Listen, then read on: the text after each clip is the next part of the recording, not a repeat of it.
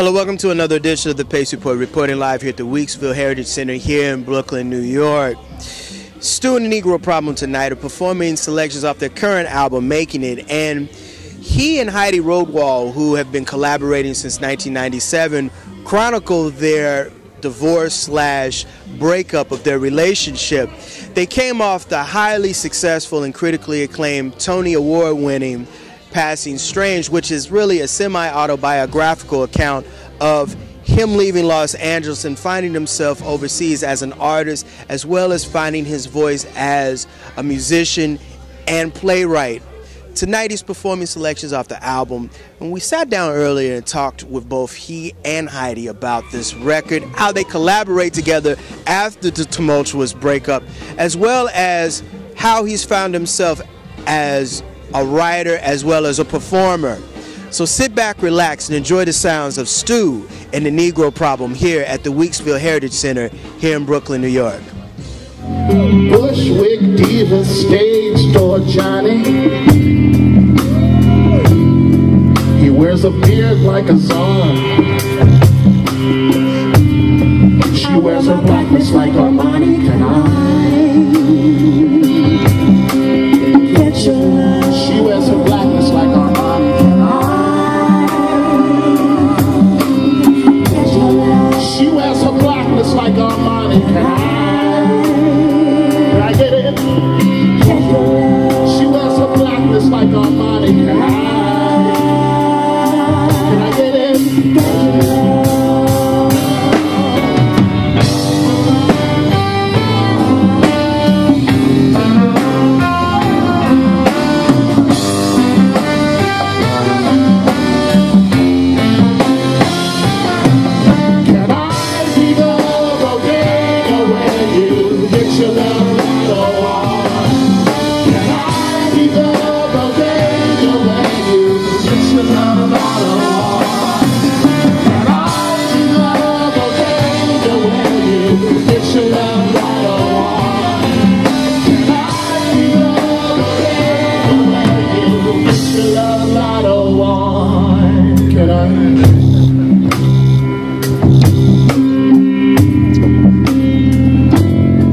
You know the heat is kind of funky in my student artist flat. Oh, but I gotta use futon in case she's down with that. I leave the space heater in my little grotto on, while he hits the bodega to get his lotto on. Talking about a Bushwick bodega with art magazines. They cost you $20, so you know what that means. The natives ain't buying glossy, colorful, and fat. See, they're for artifacts like me and girls who go to Pratt. Oh, but forget about that.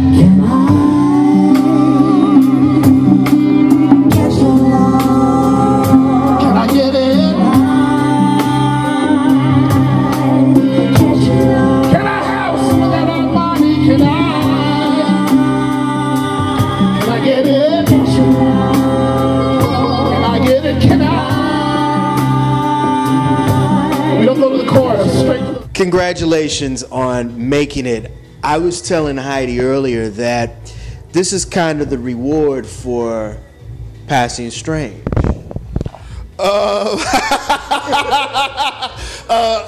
Yeah, really. The content of the record is so personal, and some of it is so painful. I'm glad to hear you describe it as a reward. That puts it in a wonderful context. I wonder if Heidi feels the same. It's a reward for me, yeah, I do. I do think it's usually put in context of you, but this is nice. That's good. It's I think this is, we need to clear up now. I mean, because when Passing Strange came out, you guys were at the end of your relationship, and now Making It is the autobiography of the ending of this relationship. Yes, yes. Explain. Well, it's gonna be, you have to have like 5 minutes for me and like an hour for Stu. Stu's gonna has a lot more to say about it. Talking about your personal life, like this, right? This is insane, right? Everybody, because what we do. But you want me to explain right now, like why we broke up, or why what exactly is the question? Because the record is really, and this is what makes the record so authentic, just like Passing Strange and the stuff that you guys have done with the Negro Problem.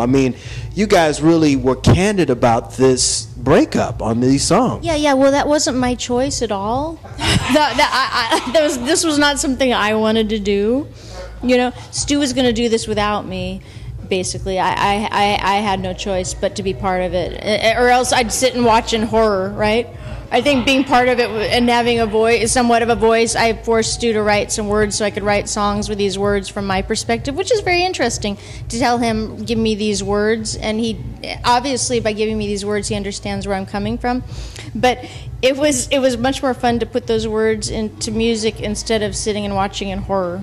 Exactly, of his perspective. That would have been awful. Yeah.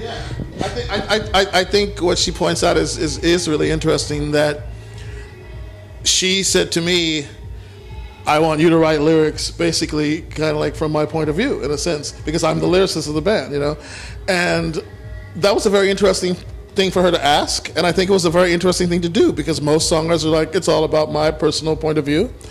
And so, but you did give me phrases like therapy only works if you tell the truth. She gave actual phrases, and she knew what she wanted the song to be about. But I thought that was actually a kind of intimacy that we, as an artistic couple now have, that was in a way a cool reflection of our trust in each other and our bond, because a lot of people don't come up to you and go, hey, write a personal song from my point of view, because I knew what her point of view was, and because I was a part of it. So yeah, I think we kind of maybe reward is a good word, maybe maybe you're onto something. In the sense that, yeah, it was kind of like finding a way to work together again, I think that's what we did. I think because I'll be honest with you, after, and this is not necessarily in the music on the record, but we were wondering after Passing Strange if we could work together again, because it was so intense. Our relationship was so completely intertwined with our career, which is one of the problems as anybody who is in a relationship with someone who has a career that's their same career knows. It's a problem that some people know. So yeah, I think it is in many ways. I think your description starts to sound more accurate the more I think about it.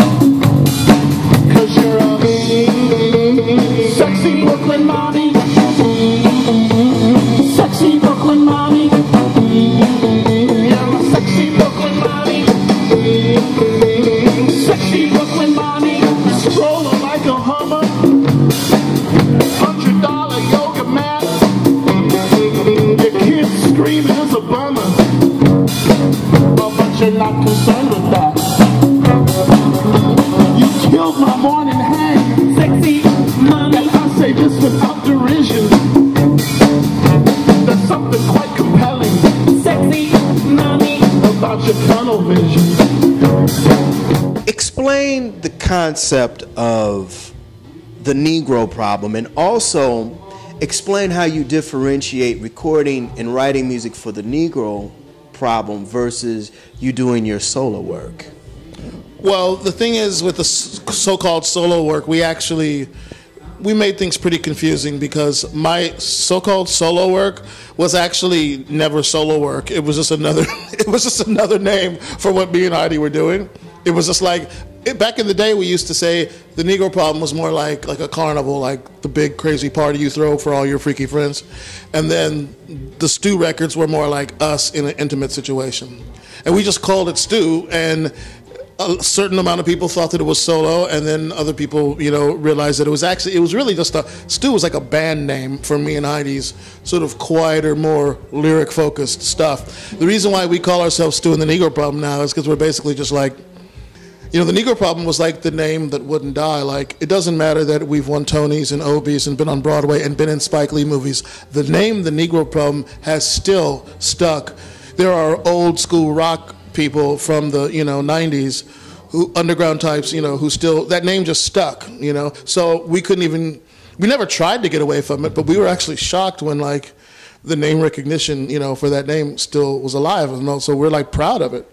We claim it, and so we won't make any more records with just Stew. To me, it's like we use both names. Stew is known from Spike and from Passing Strange, and the Negro Problem is known for all the old school crazy indie rock fans from way back, you know. And I remember when this group first came out back in the mid-90s, and the NAACP raised hell and high water about the name The Negro Problem. And I actually thought that it was very innovative because we are Negroes, and we're not afraid to be Negroes. Right.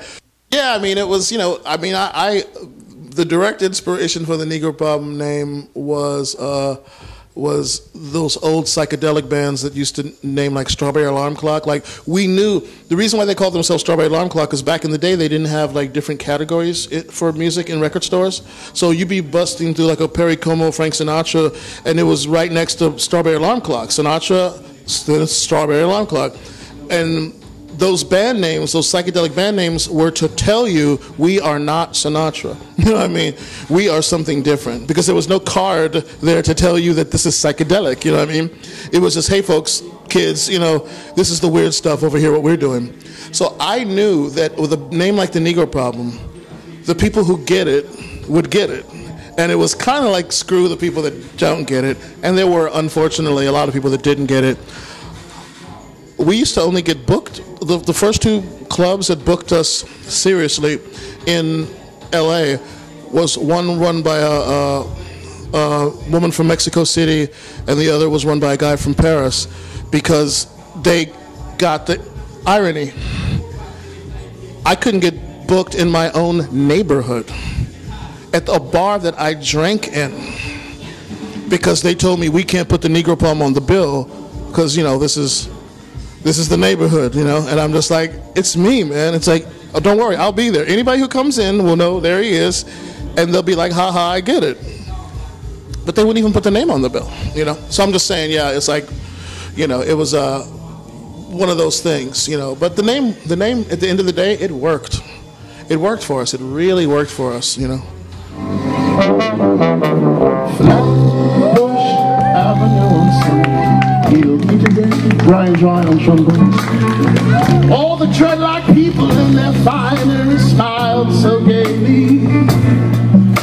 The Puerto Ricans, Jews, and the Dominicans too came out to play. Even Al-Qaeda's in a good mood today. See, I was floating down Vanderbilt Avenue. I could feel a change underway. I'm gonna find a coffee and thank God. I'm gonna find a coffee and thank God.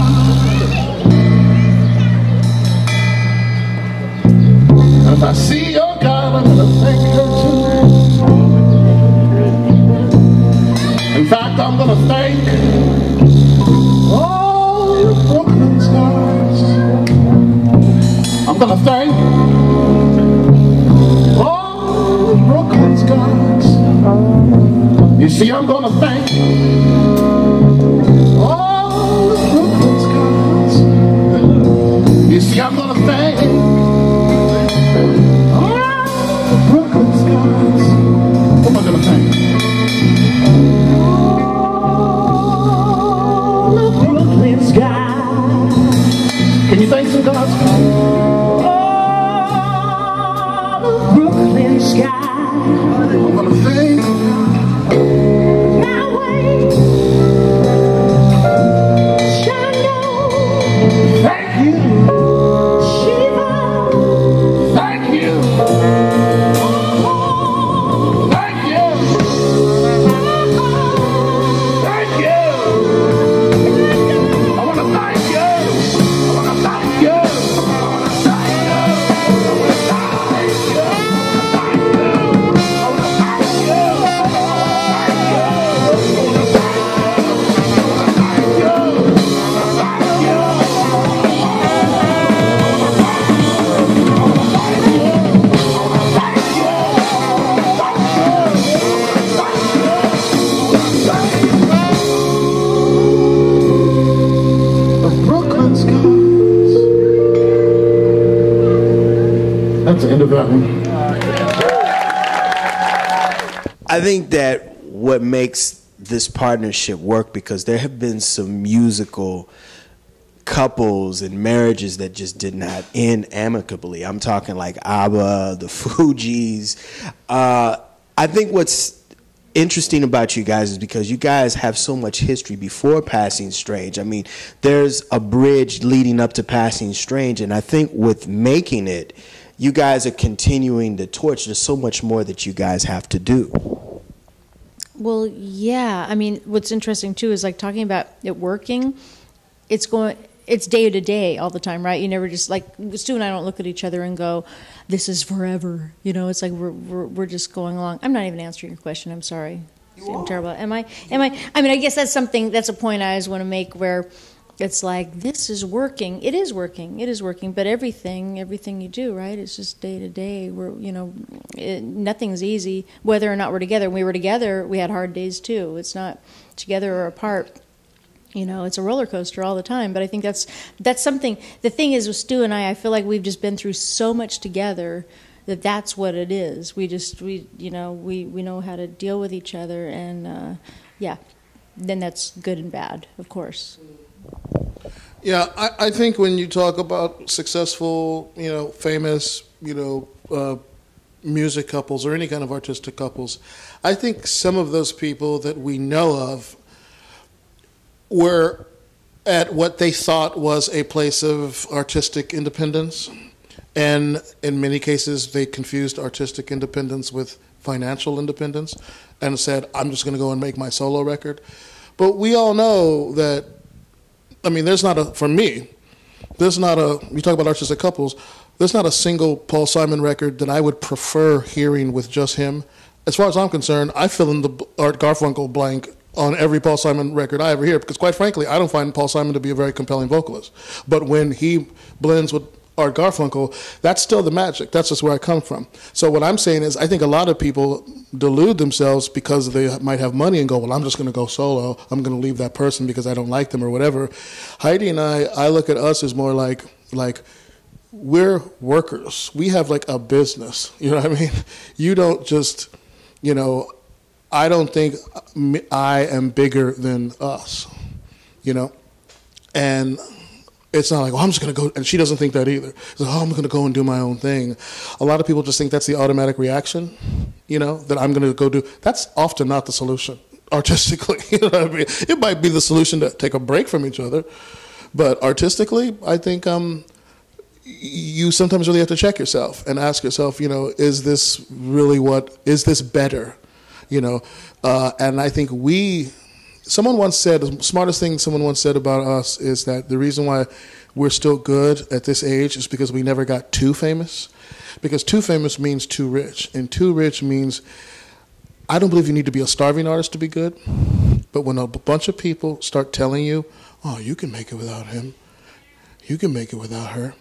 They start deluding you. They give you that advance money for the new solo album. And next thing you know, you're off in some room in Los Angeles making crap because a whole bunch of people told you you could be better off without that person. But the truth is, they can manipulate you easier if you're without that person. Because me and her, between the two of us, there's no bigger bullshit detector. Yeah, I feel like we grew up together in a way. We really did. We really did. There is a shorthand to everything, and as pissed off as I might be at him. It's always like, what do you think? I thought you would think this. Yes, I'm right. You thought what I thought you would think. It's all that kind of stuff a lot. And That'll do it again for another edition of the Pace Report, reporting live here at the Weeksville Heritage Center here in Brooklyn. I'd like to personally thank Stu and Heidi and members of the Negro Problem for their time, as well as the staff and management here at Weeksville Heritage Center. As always, please visit my website, www.thepacereport.com, for my weekly column as well as my past segments. Until next time, remember, if it's in the groove, it'll make you move. Until next time, peace. Can I be the bodega where you get your love right on? Can I be the bodega where you get your love right on? Can I be the bodega where you get your love right on?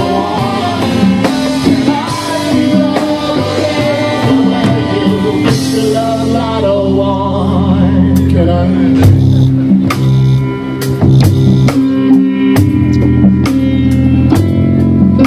The heat is kind of funky in my student artist flat.